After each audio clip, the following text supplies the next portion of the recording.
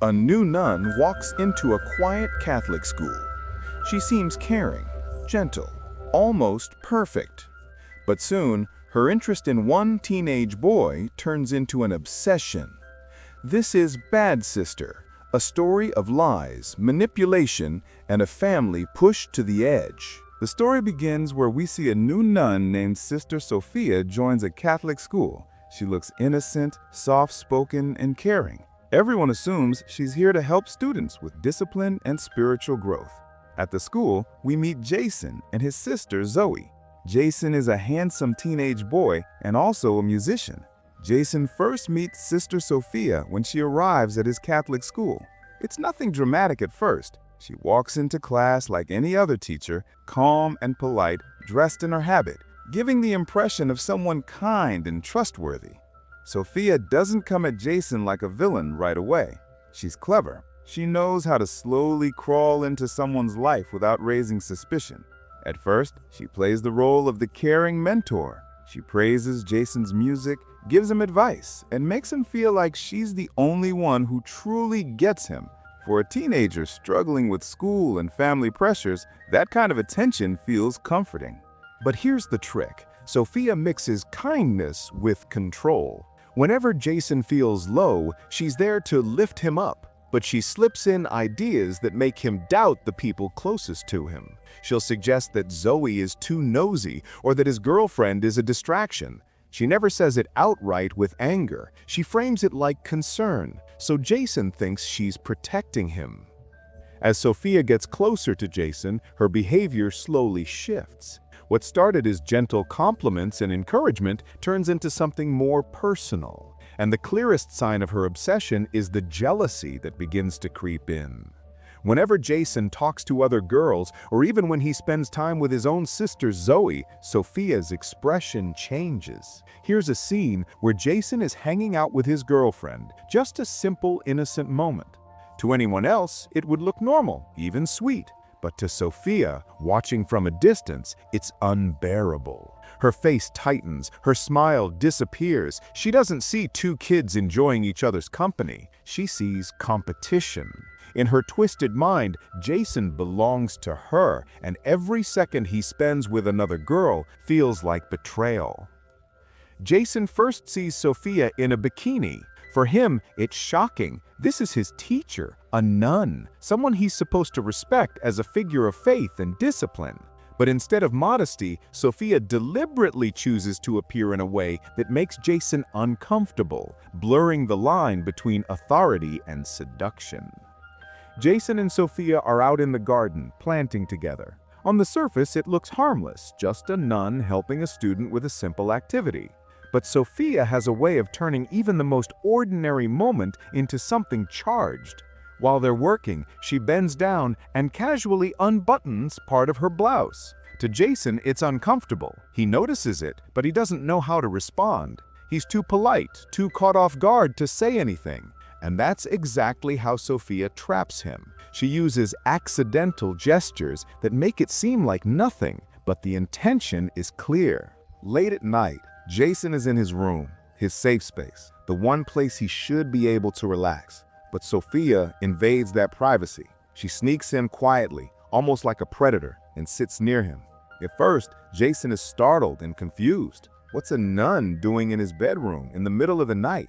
Sophia, though, acts calm and confident, as if she belongs there. She leans in too close, touches him in ways that cross the line, and makes comments that sound more intimate than caring. The next morning shows the aftermath. Jason is visibly shaken. He doesn't look proud or happy. He looks trapped. There's a heaviness in the way he carries himself, like he knows something deeply wrong has happened, but doesn't know how to fix it. For Sophia, though, it's the opposite. She's satisfied, even smug, acting like nothing unusual happened. To her, it was a victory. Jason and Sophia meet again in the conversation room, a private spot inside the school where she knows no one will disturb them. By this point, Jason is already worn down by her manipulation, confused, guilty, but also too tangled in her control to push her away completely. Sophia senses that weakness and uses it. Once again, she seduces him, blurring all boundaries. But this time, there's something even more sinister going on. While Jason is distracted, Sophia secretly sets up a camera.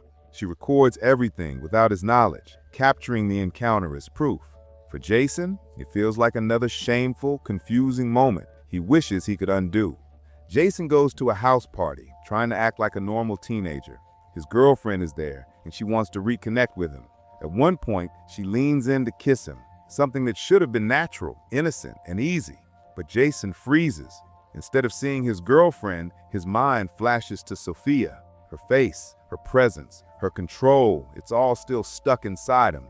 He pulls away, rejecting his girlfriend, leaving her confused and hurt. For Jason, though, it's even worse. Frustrated and ashamed, Jason turns to drinking. He drowns himself in alcohol, trying to forget, trying to numb the weight of everything. The party spirals out of control, and before long, the police show up. Jason is drunk, vulnerable, and on the verge of serious trouble. And who swoops in to save him?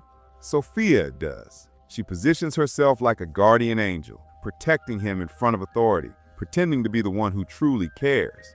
After everything that's happened, the late night, Sophia decides to take things even further. She invites Jason to her house, creating a private space where she can try again. Once they're alone, Sophia makes her move. She tries to seduce him again, leaning in, whispering, using that same combination of intimacy and manipulation she's used before. But this time, something has shifted in Jason. Jason refuses. He pulls away, assertive for the first time in the story, and then he walks out. Leaving Sophia's house is a small act, but it's monumental. It's the first time he fully resists her control, taking back a piece of his freedom and dignity. The next day, after Jason has refused her at her house, Sophia puts on a different kind of act. She pretends to be hurt, acting as if she's suffering, and frames it in a way that makes Jason feel guilty. Jason, already exhausted from everything she's done, feels anger bubbling up. He's furious not just at what she's doing, but at himself for letting her control so much of his life. He lashes out verbally, confronting her, calling out the manipulation and obsession he's been trapped by. After all the chaos and manipulation, Jason finally starts to pull his life back together. He reconnects with his girlfriend, trying to rebuild some sense of normalcy. For him, it's a relief he's starting to reclaim control over his own choices and relationships. But Sophia sees this as a threat. She's jealous in a way that goes beyond anger or manipulation now. In her mind, anyone who takes Jason's attention away from her is an enemy. His girlfriend is no longer just a competitor. She becomes a target. Once they're alone, Sophia's obsession takes over. She attacks suddenly, using whatever's at hand to harm the girlfriend. It's a tense, chaotic moment. The girlfriend struggles, fights back, but Sophia's intent is clear. She wants to remove her from Jason's life permanently. After secretly recording Jason in the conversation room, Sophia has all the power. At some point, she confronts Jason alone and subtly or sometimes openly reminds him that she has the footage. She doesn't need to threaten him with anger or violence. The mere knowledge that she has the recording is enough to terrify him. Jason immediately feels panic and shame. He knows if anyone else sees the clip, his family, his friends, or the authorities, it could ruin his reputation and make him look guilty, even though he's the victim. The tension reaches its peak in the last scene. Jason is alone with Sophia in an intense, charged moment. She's trying to manipulate him one last time, pushing for control and intimacy. It's her final attempt to assert dominance over him, and she's desperate because she senses her power slipping. Suddenly, another nun enters the scene. Sophia panics. She sees this newcomer as a threat to her obsession, someone who might interfere with her control over Jason. In a moment of rage and desperation, she tries to attack her, showing just how far her obsession has escalated. She's willing to harm anyone in her way. Jason, finally aware of the full danger Sophia represents, reacts. He's no longer the confused, manipulated boy from the beginning. Using quick thinking and sheer desperation, he defends himself. In the struggle, Sophia is killed. It's violent but quick, and it ends her reign of manipulation and terror. The aftermath is heavy. Jason is free from Sophia's control, but the weight of everything she's done, The manipulation, blackmail, obsession, and violence leaves a lasting impact. It's a final chilling reminder of how dangerous obsession can become when it crosses all boundaries.